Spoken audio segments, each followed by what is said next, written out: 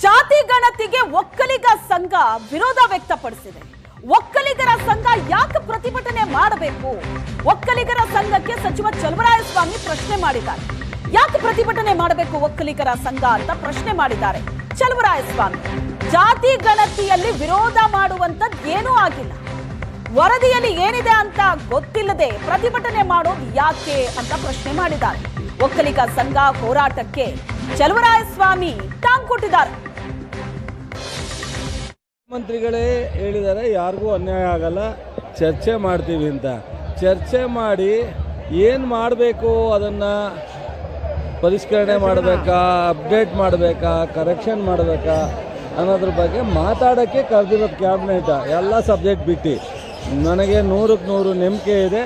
ನಮ್ಮ ಕ್ಯಾಬಿನೆಟು ಮುಖ್ಯಮಂತ್ರಿಯವರ ಅಧ್ಯಕ್ಷತೆಯಲ್ಲಿ ಎಲ್ಲ ಥರದ ಈ ಲಿಂಗಾಯತ ಸಮಾಜ, ಒಕ್ಕಲಿಗ ಸಮಾಜ ಅಥವಾ ಸಣ್ಣ ಪುಟ್ಟ ಸಮಾಜದವರು ಏನು ನಮಗೆ ಕೆಲವು ನೋವಿದೆ ಅಂತ ಹೇಳಿದ್ದಾರೆ ಅದೆಲ್ಲಕ್ಕೂ ನ್ಯಾಯ ಒದಗಿಸ್ಕೊಡ್ತೀವಿ. ಕ್ಯಾಬಿನೆಟಲ್ಲಿ ತೀರ್ಮಾನ ತಗೊಂಡಾದ್ಮೇಲೆ ಪ್ರತಿಭಟನೆ ಮಾಡಿದ್ರೆ ಅರ್ಥ ಆಯ್ತದೆ. ಇನ್ನೂ ಏನು ತೀರ್ಮಾನ ತಗೊಳ್ಳೋದಕ್ಕೆ ಮೊದಲು ಪ್ರತಿಭಟನೆ ಏನು ಹೇಳಕ್ಕೆ. ಈ ಬಗ್ಗೆ ಮಾತಾಡೋದಕ್ಕೆ ಒಕ್ಕಲಿಗರ ಸಂಘದ ಖಜಾಂಚಿಯಾಗಿರೋ ನೆಲ್ಲಿಗೆರೆ ಬಾಬು ಅವರು ನಮ್ಮ ಜೊತೆ ಸಂಪರ್ಕದಲ್ಲಿದ್ದಾರೆ. ನಮಸ್ತೆ ಬಾಬು ಅವರೇ. ನಮಸ್ಕಾರ. ಬಾಲು ಮೇಡಮ್. ಬಾಬು ಅಲ್ಲ, ನೆಲ್ಲಿಗೆರೆ ಬಾಲು. ಕ್ಷಮಿಸಿ ಬಾಲು ಅಂತ. ಕ್ಷಮಿಸಿ.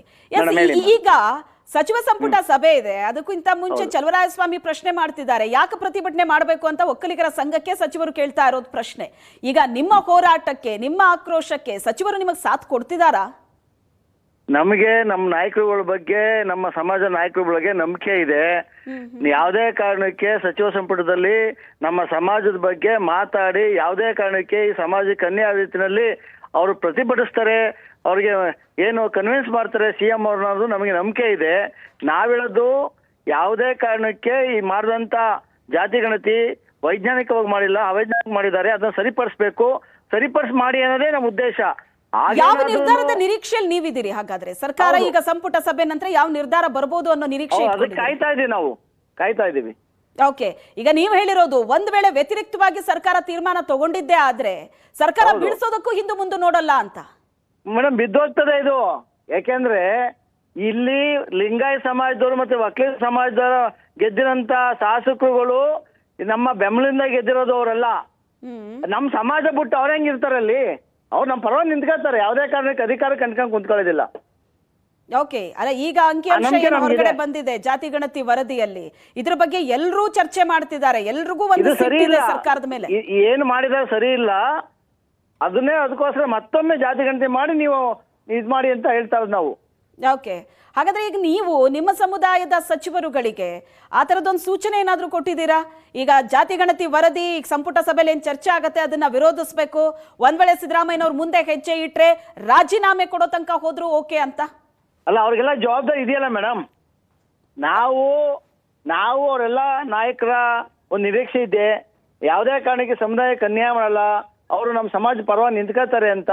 ಅದು 100ಕ್ಕೆ 100 ಅವ್ರ ಕರ್ತವ್ಯ ಹೌದದು. ನಿಂತ್ಕೋತಾರೆ, ಅವರು ಸಿಎಂ ಅವ್ರನ್ನ ಕನ್ವಿನ್ಸ್ ಮಾಡ್ತಾರೆ, ಮತ್ತೊಮ್ಮೆ ಜಾತಿ ಗಣತಿ ಮಾಡಿ ನೀವು ರಿಲೀಸ್ ಮಾಡಿ ಅಂತ ಹೇಳ್ತಾರೆ ಅನ್ನೋದು ನಮಗೆ ನಂಬಿಕೆ ಇದೆ. ಅದು ಮಾಡದೇ ಇದ್ದಾಗ ನಾವೆಲ್ಲ ತೀರ್ಮಾನ ಮಾಡ್ತೀವಿ. ಓಕೆ, ಈಗ ನಿಮಗೆ ನಂಬಿಕೆ ಇದೆ, ಇಲ್ಲ ಜಾತಿ ಗಣತಿ ವರದಿ ಏನು ಇವ್ರು ಜಾರಿಗೆ ತರೋದಿಲ್ಲ ಅಂತ. ಬಟ್ ಒಂದು ವೇಳೆ ಅಂತ ಬೆಳವಣಿಗೆ ಆಯ್ತು ಅಂದ್ರೆ ಆಗ ಏನ್ ಮಾಡ್ತೀರಿ? ನಿಮ್ಮ ಮುಂದಿನ ಹೋರಾಟ ಏನು? ಈಗ ಸಚಿವರು ಸಮುದಾಯದ ಪರವಾಗಿ ನಿಂತಿಲ್ಲ, ಸರ್ಕಾರದ ಪರವಾಗಿ ನಿಂತರು, ಆಗೇನ್ ಮಾಡ್ತೀರಿ? ನಾವು ಸಚಿವರು ನಿಂತ್ಕೋತಾರೋ ಬಿಡ್ತಾರೋ, ನಾವು ಸಮಾಜ ಪರವಾಗಿ ನಿಂತ್ಕೊಳ್ಳೋ. ಯಾಕೆ ಅವರು ಒಂದು ಪಕ್ಷದಲ್ಲಿ ಇರ್ತಾರೆ, ಅವರು ಮುಖ್ಯಮಂತ್ರಿಗಳ ಕೆಳಗಡೆ ಕೆಲಸ ಮಾಡ್ತಾ ಇರ್ತಾರೆ. ಅವ್ರ ಭವಿಷ್ಯ ಏನ್ ಮಾಡ್ತಾರೋ ಗೊತ್ತಿಲ್ಲ. ಭವಿಷ್ಯ ನಮ್ಗೆ ಅನ್ಸಿದೆ ಯಾವುದೇ ಕಾರಣಕ್ಕೆ ನಮ್ಮ ಶಾಸಕರು, ಮಂತ್ರಿಗಳು ಅಧಿಕಾರ ಕಂಡ್ಕೊಂಡು ಕುಂತ್ಕೊಳ್ಳಲ್ಲ, ನಮ್ಮ ಸಮಾಜ ಪರವಾಗಿ ನಿಂತ್ಕೊಳ್ತಾರೆ ಅಂತ. ಇಲ್ಲ ಅಂದ್ರೆ ನಾವು ಸಂಘ ನಮ್ಮ ಸಮಾಜ ಪರ ಹೋರಾಟ ಮಾಡಬೇಕು, ಹೋರಾಟ ಮಾಡೇ ಮಾಡ್ತೀವಿ. ಮುಂದಿನ ಪರಿಣಾಮ ನೀವು ನೋಡ್ತೀರಾ, ಅವರು ನೋಡ್ತಾರೆ. ಓಕೆ,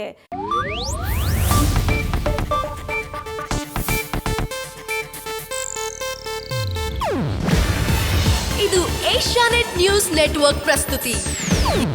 ನೀವು ನೋಡ್ತಿದ್ದೀರಾ ಏಷ್ಯಾನೆಟ್ ಸುವರ್ಣ ನ್ಯೂಸ್.